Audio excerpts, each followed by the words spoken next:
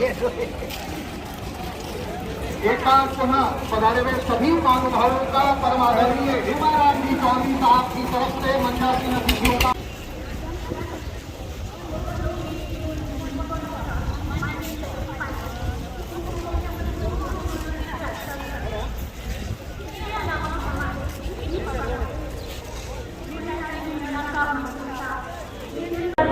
संबल प्रदान करने पधारे, जिससे कि हम उस महान रोग से बाहर निकल पाए।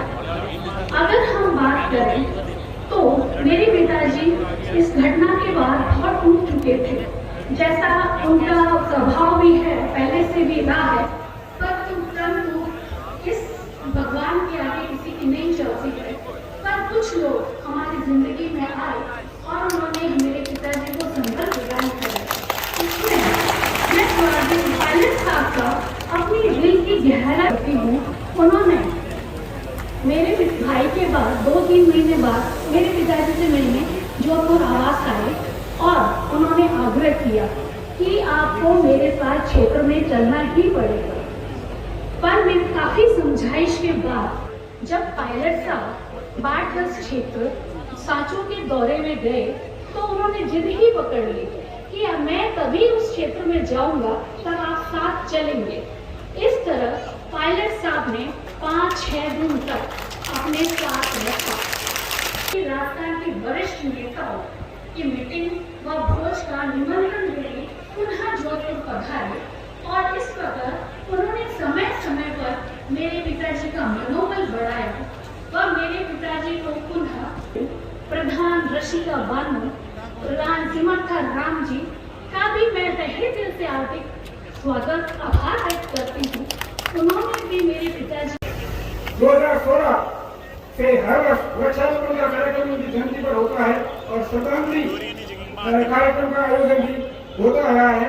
हर वर्ष उनकी पुण्यतिथि। इतना बड़ा जन समूह सभी की मेहनत से सचिन पायलट साहब यहाँ उपस्थित हो पाए, ये हमारा सौभाग्य है।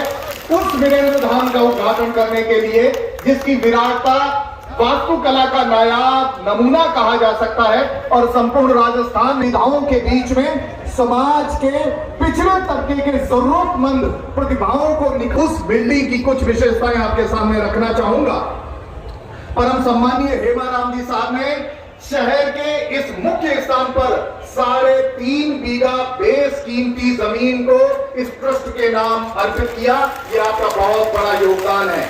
इस भवन को बनाने में परम सम्मानीय सुनीता जी किया और यह विराट भवन आपकी परिकल्पना से भी बहुत आगे वास्तुकला के नमूने के रूप में हमारे बीच में उपस्थित हुआ, जहां देखने वाला हर व्यक्ति बरबस कहता है वाह कितना सुंदर भवन बना है, जिसमें 84 कमरे हैं और जिनकी जो है आकार है 36 गुना 3।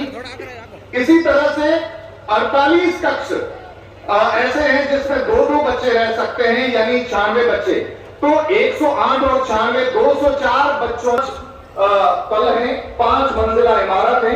प्रत्येक मंजिल के अंदर वाटर कूलर की फैसिलिटी है, इलेक्ट्रिक पैनल दिया गया है और कॉमन टॉयलेट बाथरूम महिलाओं के और पुरुषों के लिए अलग अलग व्यवस्था की गई है, जिसमें 2 कोच हैं, 2 पावर सोर्स उपलब्ध करवाया गया है जिसको कोई नहीं रोक सकता और जो आने वाले समय में सबसे बड़े ऊर्जा के स्रोत के रूप में संभावित है।